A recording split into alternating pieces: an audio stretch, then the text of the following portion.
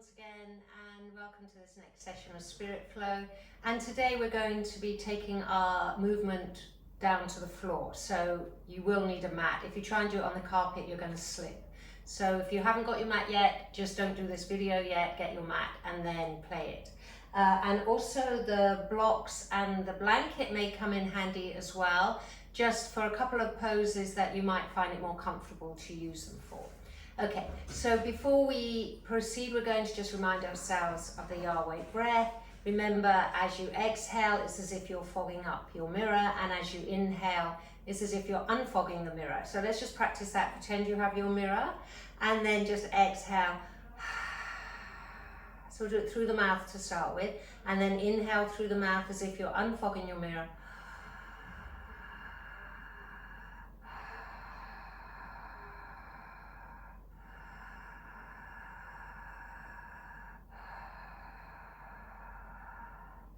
And then you can just take your hands down and do that again with your mouth closed. And you can take your hands to your heart for this. And remember, if you want to, you can add in the Yahweh sound, and you're kind of hearing the name internally as you breathe in and out through the nose, but still making that rasping sound at the back of the throat.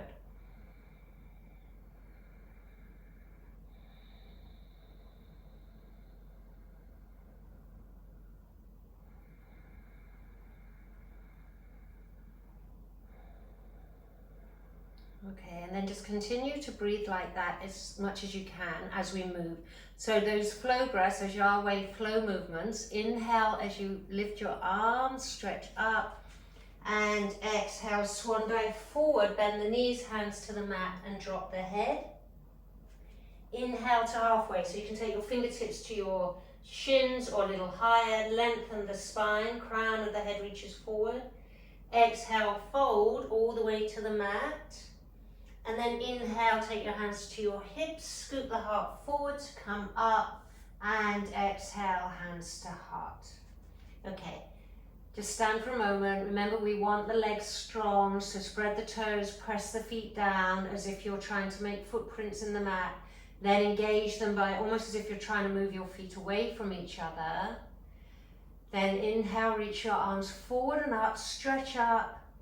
Exhale, swan dive forward, bend the knees, chest to the thighs, drop your head, hands to the floor.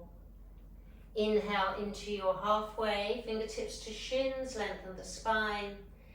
Exhale, fold all the way, hands to the floor. Inhale, either hands to hips or reach your arms out to the side to come up. And exhale, hands to heart. So we'll do that one more time, but this time we're going to use that flow to come down to our hands and knees.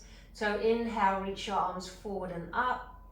Exhale, swan dive forward, bend the knees, hands to the floor, drop the head.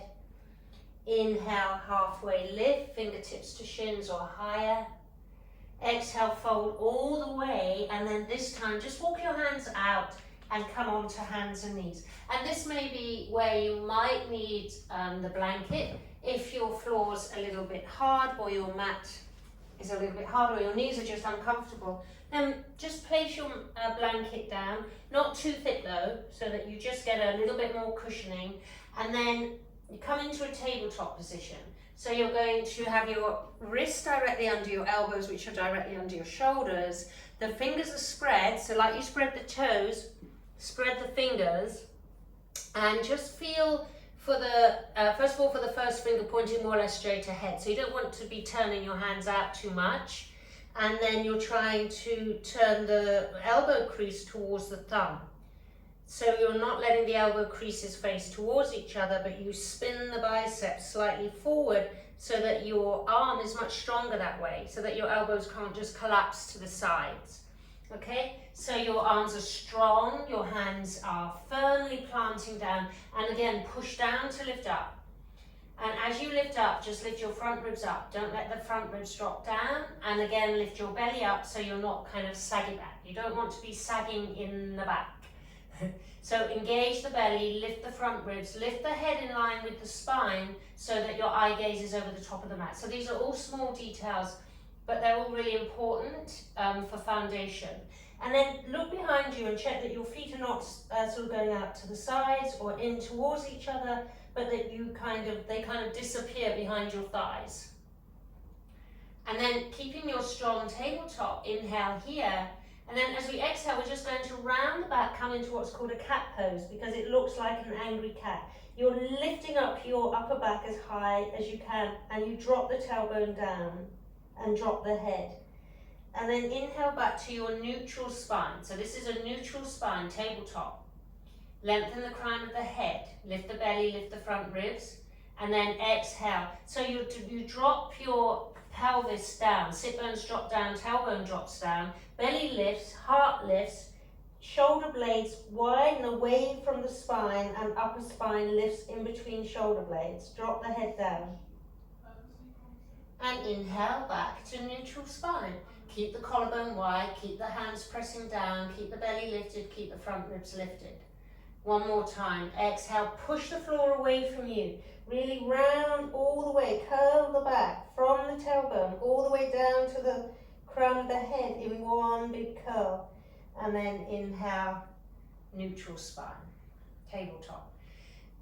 Resting in child's pose, big toes together, widen the knees, sit bones towards your heels, and forehead towards the floor. Now, if this is just not going to happen for you, you can come up a little higher. You can even take a block, even 2 blocks if you want to, and sort of rest your forehead down. So if your quads are really tight here, you're going to have a problem getting your sit bones down. Again, that's just the way your body is. There's no judgment.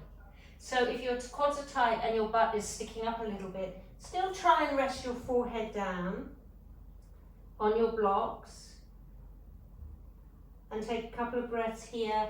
If you're able to get your sit bones all the way to your heels, you can just stack your hands and place your forehead on your hands, or all the way down. Try and relax across the back of the neck. Come back to your Yahweh breath. So remember, we're still trying to keep the Yahweh breath going throughout the practice. It will get forgotten, but try and remember, come back to it, especially when you're in resting poses like child's pose. You can easily access the Yahweh breath here. Good. And then let's come back up to tabletop. So again, check your fingers are spread, wrists directly under shoulders. Make sure your hands aren't back here or too far forward. And then press down to lift up, spin the biceps slightly forward, engage the belly, engage the ribs. Come into your tabletop. Now from here, we're going to move the sit bones and the chest and the back in the opposite direction. We're going to arch it. So we're going to inhale to arch, lift the tailbone up, the sit bones lift up towards the ceiling, and then scoop the heart forward and lift the chest and the head. Don't fling the head back, so there's no brownie points for kind of chucking the head way back. Feel the stretch up the front of the body. So though you're doing a back bend, in other words, your back is arching, it's the front body that's getting the stretch. So way down from the pubic bone, through the belly, through the ribs to the throat, you're getting the stretch. So let's try that together. Inhale, scoop the heart forward, lift the tailbone gently. If your back is hurting you, take it easy, stay in a neutral spine. And as you exhale, curl the back, come into the cat pose. So you're going to move through these 2 poses now. Inhale, keep the collarbone wide, so no shoulders coming in, no collapsing, just scoop the heart in between your upper arms, tilt the tailbone up, and exhale, tilt the tailbone down and round into the back. And one last time, tilt the tailbone, sit bones up, scoop the heart forward, look up a little bit, lift the head a little bit, and exhale, round the back, draw up from the belly, lift the belly button up, lift the upper back in between your shoulder blades, drop the head. And take it back to a neutral spine and back to child's pose. Again, find a comfortable place for your arms, find a comfortable place for your head as best you can. If you can, obviously you can just fold all the way down, take your arms back. And then breathe your Yahweh breath.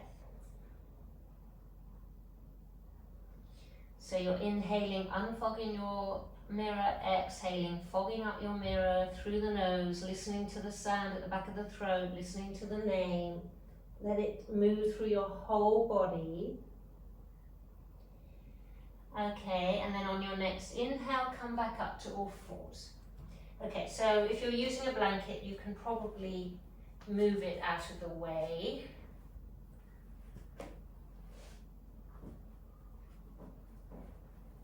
And then we're going to come up to a modified downward dog. Downward dog is one of those poses everybody's heard of. And technically, the downward dog pose is something like this, where you kind of create an upside down V shape.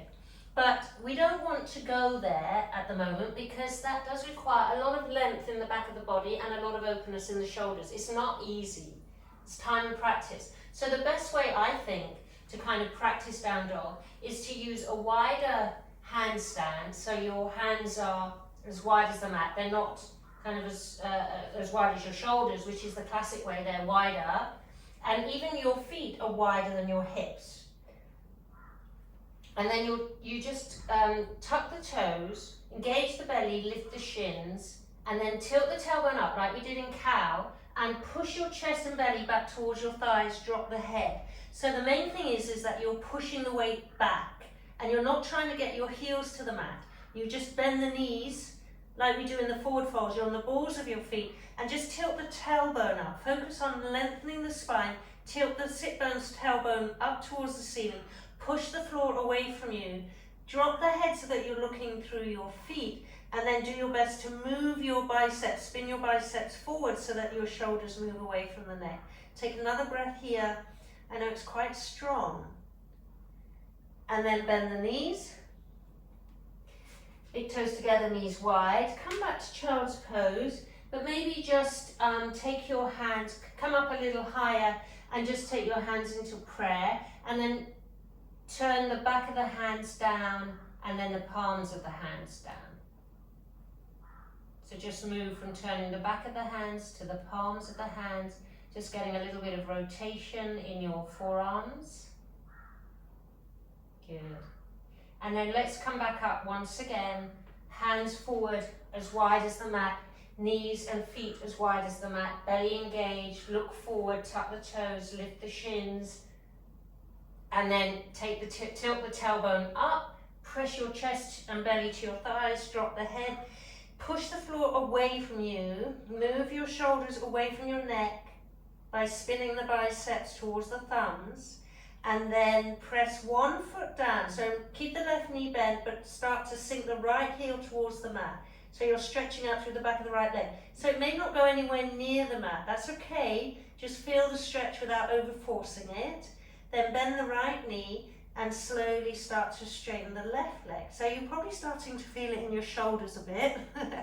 And building up a little bit of heat. One more time either side. Maybe your wrists as well are not used to this. That's okay, we're going to come back down again. So bend both knees, come down. This time, sit back on your heels. Now, sitting on your heels may not be as accessible as all that if your quads are quite tight. So this is where the blocks can come in handy.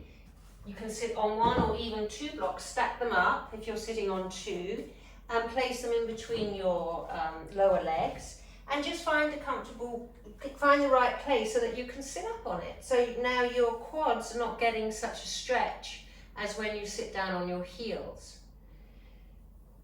Again, forgive your body. If your quadricep muscles, your front thigh muscles are very tight, it's for a reason. It's either because you've been doing certain exercises that create that tightness, or it's genetic, or there's been some lack of activity. It really doesn't matter. The fact is that's the way they are right now. Remember, we're learning to observe without judgment. So this idea of witnessing your body without like, oh my God, you know, kind of criticizing it is really important. It's the way we have to look at the whole world. Observe without judgment. So observe your quads, and if they're really tight, sit up. And if they're not so tight, you can sit down one level or you can sit down on your heels. And even here, you may be feeling it in the back of your feet, anywhere, because these are joints and muscles that perhaps you're not used to working. Anyhow, now you're going to just stretch the wrists out a little bit. So take the back of your hand, the fingers, sorry, with one hand, and just gently draw the fingers back towards the top of the wrist, so that you're stretching the inside of the wrist. And then you can do the same thing, but the other way with the thumb, and pull the thumb down towards the inside of the wrist, so you're stretching the back of the wrist. And these things are really good at the moment, especially, I think we're all using our phones and technology a lot more than perhaps we've ever done before, so the hands can get very sort of stuck. So flexing the wrists and extending the wrists is a really good idea. Okay, now you're going to come back up onto hands and knees. And then we're going to move into a pose called cobra, which is a little heart opener or back bend. This pose, you need to have your knees behind your hips. So we're going to come into it by taking the knees back, and then you let your hips come forward so your shoulders are still over the wrists. So you're actually in a half plank pose. Again, you don't want that cow pelvis. You don't want the pelvis to be sticking up. You want the tailbone to draw in, so that you're rounding a little bit in the lower back and pulling your belly up and in, so that you're creating some strength in your core. And we're just going to come down all the way to the mat by rolling down. So you bend the elbows, roll down through the thighs, through the hips, through the ribs, and then take your hands forward, rest your forehead on the back of your hands. So you're on your belly, very long. Maybe even do your best to reach your feet back towards the back of your mat a little bit more, so your legs are really long. You can take them apart, but try not to let the heels roll out to the side. So I said put your forehead on your hands, but you probably need to look at me for this. So you don't want your heels to roll out to the side. You want to try and really push the toenails, if you like, into the mat, so that you're not letting the feet swivel out. And then you take your hands back under your shoulders with the fingertips more or less in line with the tips of your shoulders, and your elbows to the sides of your waist, so they're not falling out to the sides, they actually hug into your waist. Then you press your feet down even a little more strongly, and then inhale and just lift the heart a little bit. Now come up first of all to a place where you can take your hands away. So you're really activating the whole of the upper back. This is more about strengthening than flexibility here. And then take your hands down and come up a little higher by pressing your hands down. You're not straightening the arms, you're not lifting the shoulders. Remember, ego has no place here. Really, you just, the form is to keep your elbows in, your shoulders lifted, and you just use your hands and keep the elbows bent, pubic bone down, and exhale all the way back down. So let's do that one more time. Cobra pose, press your feet down, spread your toes, elbows in, shoulders lift. Inhale, come up as high as you can without using your hands. And then place your hands down, push a little bit more, still not coming up too high, and release down. Good. Come up once again. This time you're going to push back all the way over your knees, big toes together, knees wide, and come back to child's pose, but with your arms extended this time. So you're really getting a big stretch down the sides of your body. So you're not letting your elbows drop to the mat, you're lifting your arms off the mat, pressing the hands down, fingertip your fingers forward so that your side body gets really long. Good. And then come back up to all fours, take your knees in, under your hips, move your hands back under your shoulders, tuck the toes. So we'll come up into downward dog. This time we'll come up with the hands a little bit closer and the feet a little closer, but if it's not doing any good for you like that, widen them like we did at the very beginning. So let's start in tabletop this time. Tuck the toes, lift the belly, lift the shins, keep the knees bent, press the thighs towards your Press your chest towards your thighs. Then start to sink both heels towards the floor. Don't walk your hands back there. The common thing to do here is for people to sort of walk their hands back so they can get the heels down. Far more important to have your hands forward and your heels off so that your spine is long and you tilt the tailbone up. Then you can, from there, start to straighten the legs. And if the heels don't come to the mat, it's because your hamstrings and the whole back of your body hasn't stretched enough yet. Okay. And then we're just going to walk your hands back to your feet.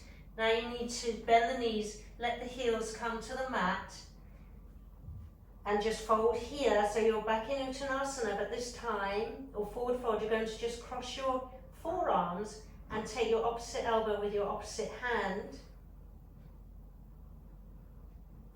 And then hands to hips, lift the elbows towards the ceiling, scoop the heart forward, coming all the way up to stand. And take your hands to your heart. Just stand here. Breathe your Yahweh breath. Start to feel yourself getting back into a normal breath, normal rhythm. Good, and then just open your eyes. Okay, and that's our little flow for today. And I'll see you next time. God bless you.